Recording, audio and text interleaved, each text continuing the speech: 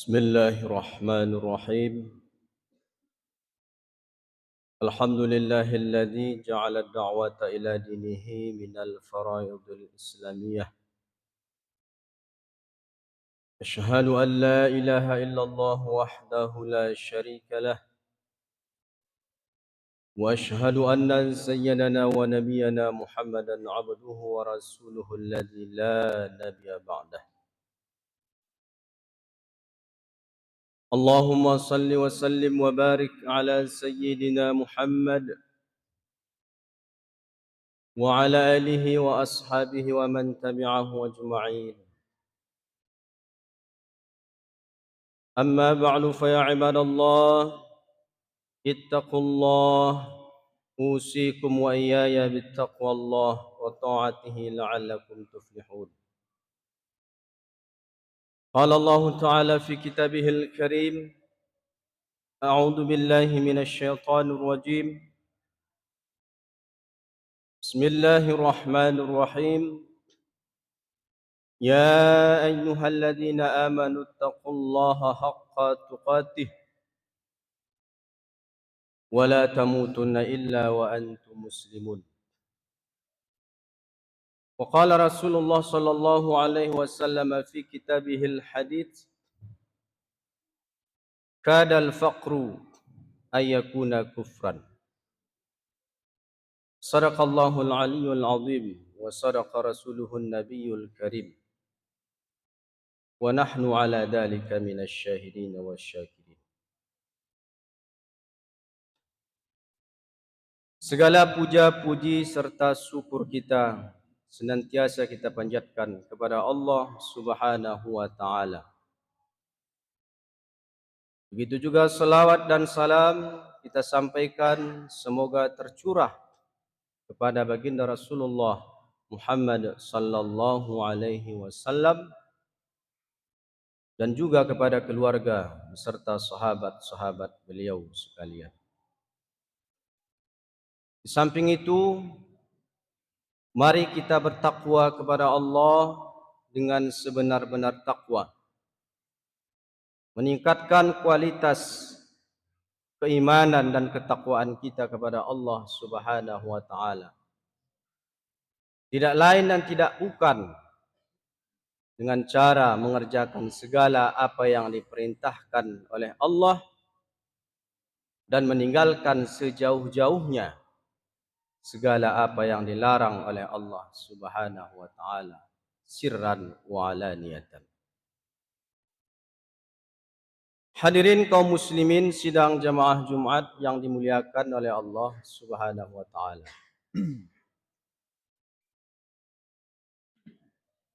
Syekh Ibrahim Al-Bajuri dalam Hasyiah Al-Bajurinya menjelaskan bahwasanya setelah kita selesai membaca tahiyat akhir fil alamina innaka hamidum majid, sebelum kita salam kita disunnahkan membaca sebuah doa.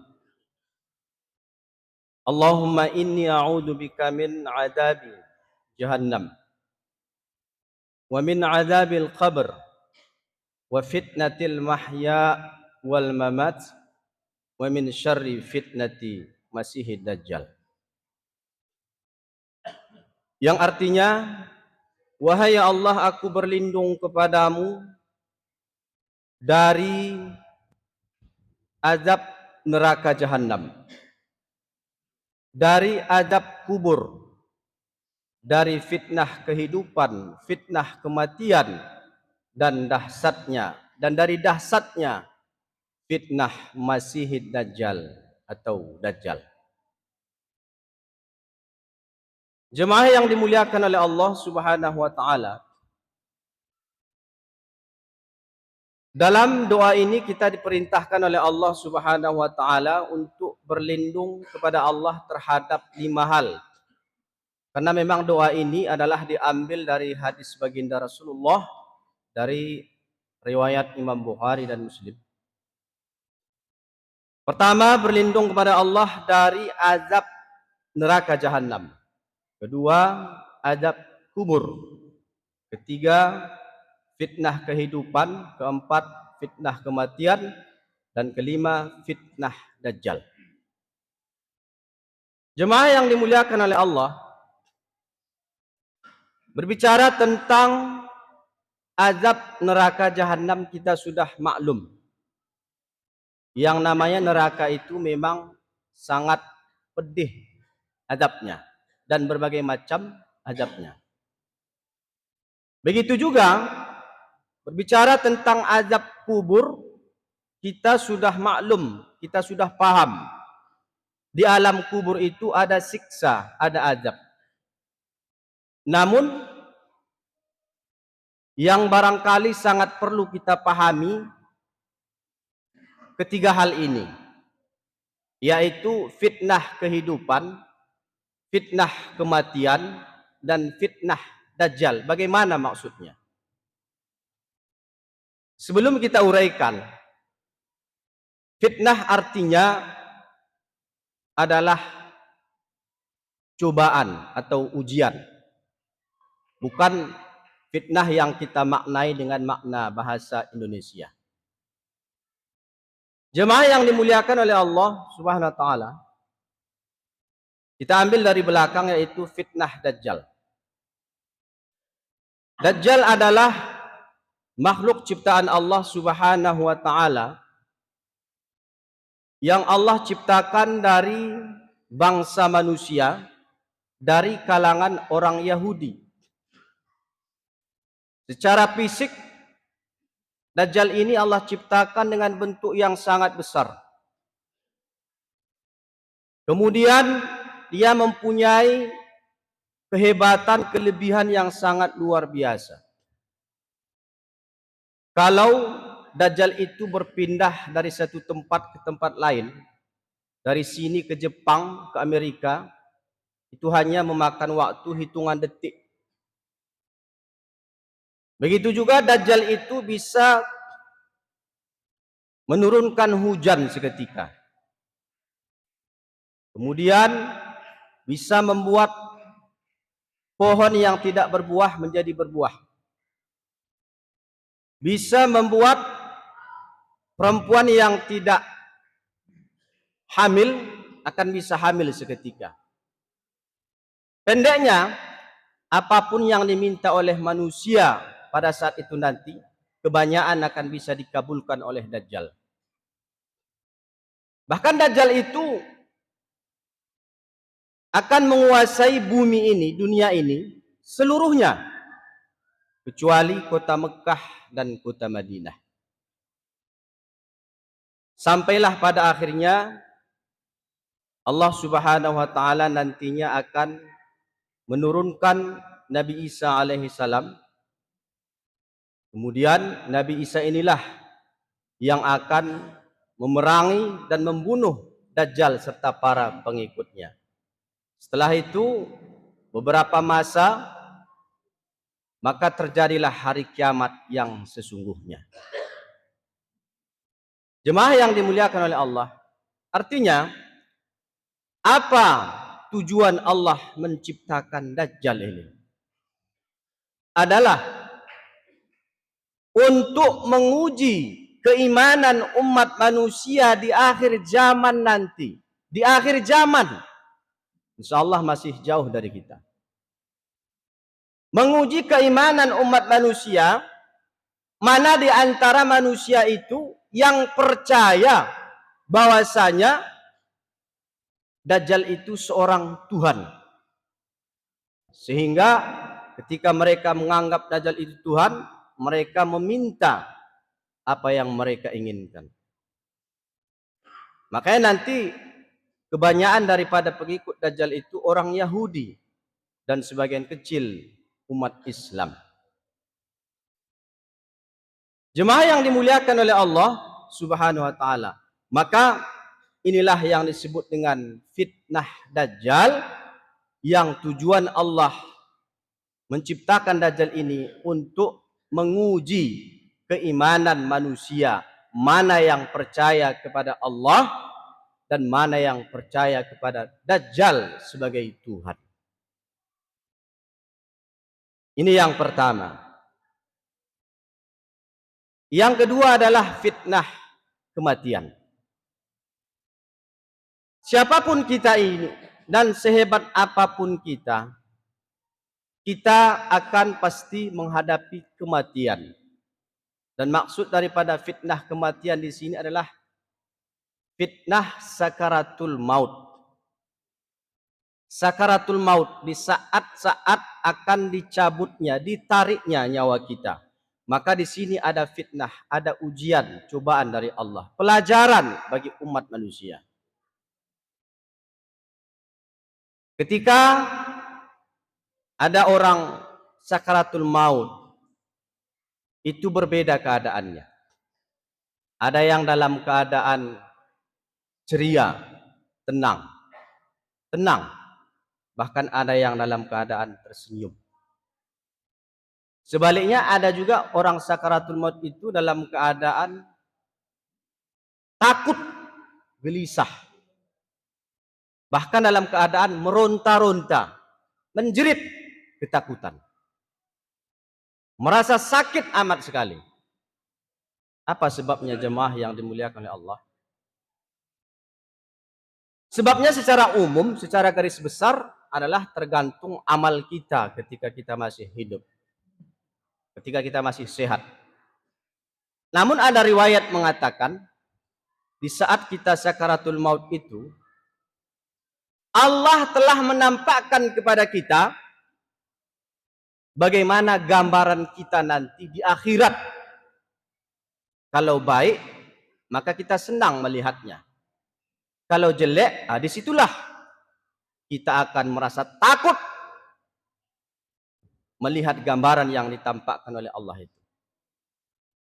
Kemudian di riwayat yang lain dikatakan di saat kita sakaratul maut itu yang ditampakkan adalah catatan amal kita. Catatan amal perbuatan kita sehari-hari.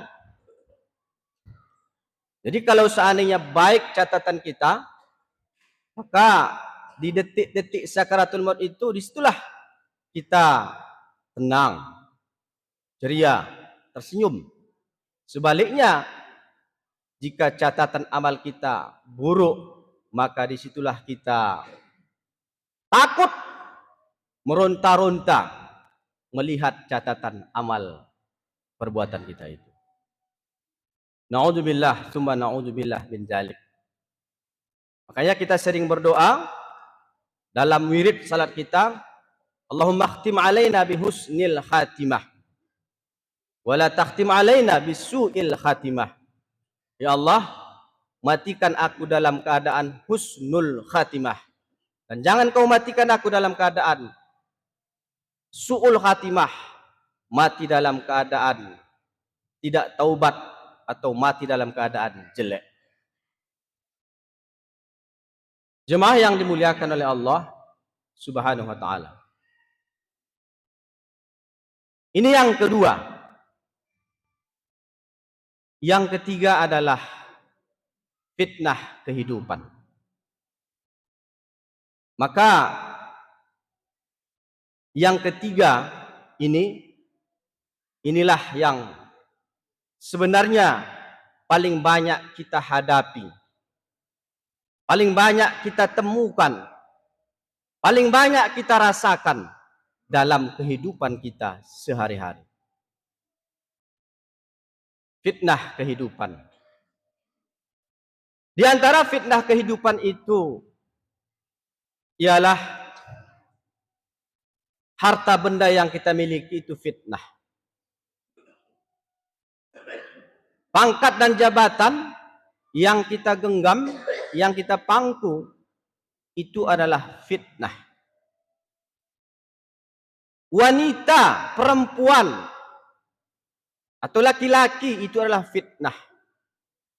Bahkan sampai kepada aktivitas kita, pekerjaan kita, itu sebenarnya adalah fitnah, ujian dari Allah kepada kita. Ada orang bertengkar sampai berkelahi sampai masuk ke penjara, bahkan sampai saling bunuh-membunuh. Karena apa? Karena memperebutkan harta. Harta waris dan lain sebagainya. Berarti itu namanya adalah fitnah kehidupan. Fitnah kehidupan dari segi fitnah harta benda. Ada orang suami istri bertengkar, berpisah, bercerai karena faktor ekonomi, keuangan. Berarti itu adalah fitnah kehidupan. Fitnah dari segi harta benda. Ada orang suami istri bertengkar, berpisah karena faktor perselingkuhan. Berarti fitnah perempuan. Fitnah laki-laki. Berarti fitnah kehidupan. Dan ada juga orang sampai bertengkar, tidak berbicara, sampai-sampai menyebarkan fitnah, menjelekkan orang lain demi untuk merebut pangkat dan jabatan, demi untuk mendukung kandidatnya masing-masing. Rela menyebarkan fitnah, menjelekkan orang lain demi untuk memenangkan siapa yang dia dukung. Ini adalah fitnah kehidupan. Fitnah dari segi pangkat dan jabatan. Jemaah yang dimuliakan oleh Allah Subhanahu wa taala. Harta benda yang sedikit itu adalah fitnah.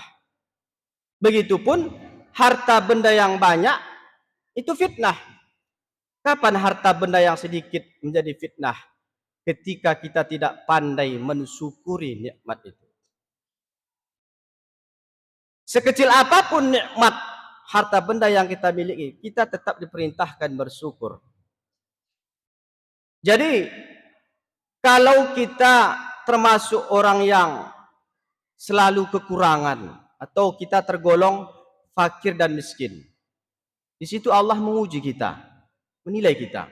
Bersyukurkah kita terhadap apa yang kita miliki? Kemudian di samping kita bersyukur, sabarkah kita? Sabar dalam artian kita tetap taat kepada Allah. Walaupun kita kekurangan, fakir, miskin, kita tetap salat, kita tetap ke masjid, kita tetap melaksanakan perintah Allah, dan lain sebagainya. Allah uji kita. Jadi kalau sebaliknya, kita yang termasuk golongan serba kekurangan, fakir, miskin, lalu kita tidak bersyukur, apalagi kita tidak melaksanakan kewajiban kita sehari-hari, maka disitulah kita terkena fitnah kehidupan, yaitu fitnah harta benda. Makanya tidak salah Rasulullah SAW bersabda, kadal faqru ayakuna kufran. Yang namanya kefakiran itu hampir saja atau bisa jadi akan membawa yang namanya kekufuran. Fakir, miskin itu mendekati kekufuran. Kenapa? Apabila kita yang fakir miskin, kita tidak sabar, maka tentunya akan kita lakukan berbagai macam cara dengan yang halal, dengan yang haram untuk mendapatkan nafkah atau rezeki. Mencuri, menipu, korupsi, merampok, mendodo sawit orang, dan lain sebagainya. Maka disitulah kita termasuk terkena fitnah kehidupan, fitnah harta benda yang ketika kita fakir dan miskin. Jemaah yang dimuliakan oleh Allah, tidak jauh contohnya kemarin telah kita saksikan bersama-sama. Urusan pilkada kita. ada namanya uang menyoblos. Itu sebenarnya fitnah, ujian dari Allah. Apakah kita sabar untuk menerima, untuk tidak menerima uang menyoblos itu? Apalagi maksudnya uang nyoblos yang betul-betul melanggar syariat. Ini perlu kita garis bawahi. Uang nyoblos yang betul-betul melanggar syariat. Di situ Allah menguji kita. Apakah kita sabar untuk menerimanya atau tidak? Lebih-lebih kita terima uang nyoblos, kemudian yang kita coblos adalah orang yang tidak layak untuk diangkat menjadi seorang pemimpin. Jemaah yang dimuliakan Allah, maka dosa kita akan berlipat-lipat ganda. Kemudian harta benda yang banyak itu fitnah, ujian dari Allah. Kapan dikatakan menjadi fitnah? Ketika kita tidak pandai mensyukuri. Harta benda kita sudah banyak, tapi kita tidak bersyukur. Bersyukur dalam artian, ya kita sudah sadar harta kita banyak. Maka kita harus salat, puasa, dan lain sebagainya. Kemudian, dengan harta kita itu, Allah lihat kita. Apakah kita pergunakan kepada jalan yang diperintahkan oleh Allah? Mengeluarkan zakat bila sudah sampai nisab. Menolong agama Allah. Menolong perjuangan agama Allah. Menyayangi, menyantuni para tetangga-tetangga kita. Masyarakat kita. Keluarga kita yang tergolong orang fakir, miskin, yatim piatu. Maka di situ adalah fitnah, ujian Allah nilai kita. Jemaah yang dimuliakan oleh Allah Subhanahu wa taala. Mudah-mudahan harta benda kita menjadi harta yang diberkahi oleh Allah. Kemudian terakhir jemaah, ada kisah Umar bin Khattab. Suatu ketika Umar bin Khattab pernah memiliki sebidang tanah kebun yang isinya pohon kurma atau kebun kurma. Di mana kebun ini yang dimiliki oleh Umar bin Khattab ini sangat bagus sekali. Pohonnya subur, batangnya subur, buahnya lebat, bagus, manis. Kemudian di samping itu dalam kebun ini ada terdapat sebuah sumber mata air. Kita katakanlah sumur. Yang dimana memang di kota Madinah itu sumber mata air sangat susah untuk mendapatkan. Namun di kebun Umar bin Khattab itu ada pula sumur di situ. Jadi Umar bin Khattab ini merasa sangat senang, bahagia sekali memiliki kebun ini. Sehingga saking senangnya Umar bin Khattab ini sering-seringlah melihat kebunnya ini. Datang ke kebunnya, ibarat kita ada punya kebun sawit, sawit kita bagus sekali. Kita semangat ke kebun. Begitulah kira-kira Umar bin Khattab, hampir setiap hari ke kebun dilihat, perhatikan kebunnya tersebut. Lalu singkat riwayat, setelah pulang perjalanan, dalam perjalanan pulang, Umar bin Khattab berjumpa dengan sekelompok para sahabat. Di tengah jalan berjumpa dengan para sahabat. Lalu Umar bin Khattab bertanya, "Wahai saudaraku, dari manakah kalian ini?" Kalau bahasa kita, dikenai kenen senina. Jadi para sahabat ini menjawab, "Wahai Umar, kami ini sehabis pulang masjid menunaikan salat fardu asar dengan berjamaah. Lalu dengan spontan Umar bin Khattab mengucap, Inna lillah wa inna ilaihi raji'un. Astaghfirullah. Tidak panjang lebar. Umar bin Khattab berkata, wahai para sahabat, mulai hari ini, mulai detik ini, kalian semua sebagai saksi bahwasanya kebun kurmaku ini akan aku wakafkan kepada para fakir miskin di kampung ini. Karena dengan kebun kurmaku ini membuat aku lalai terhadap perintah-perintah Allah Subhanahu wa taala. Jemaah yang dimuliakan Allah. Jadi artinya dalam kisah ini kita bisa petik hikmah. Begitulah betapa hebatnya keimanan Umar bin Khattab. Ketika beliau memiliki sebidang harta benda, kemudian dengan harta bendanya itu membuat dia lalai kepada Allah.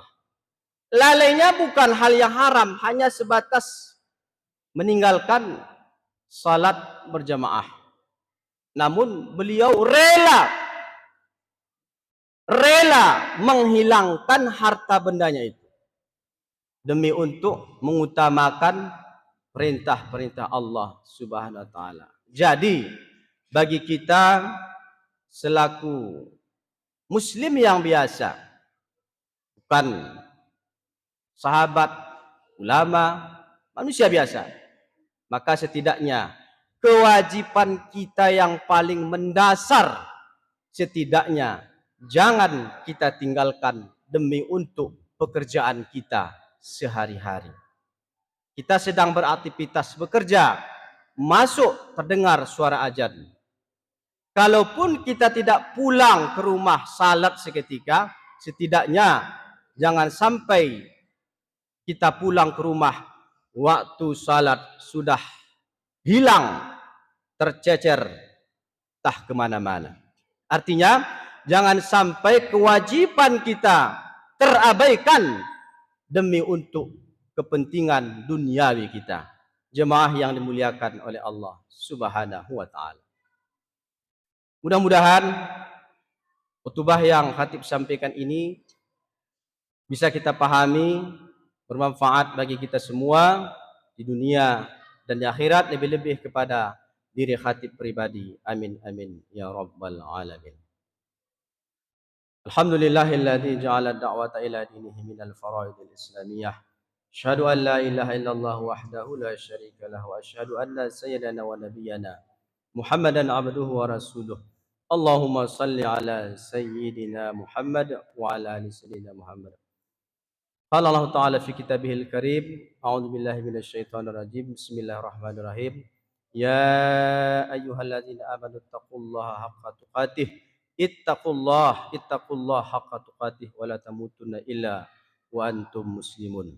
Barakallahu li wa lakum fil Qur'anil azim wa nafa'ani wa iyyakum bima fihi minal ayati wa dzikril hakim wa taqabbala minni wa minkum tilawatahu innahu was-sami'ul alim.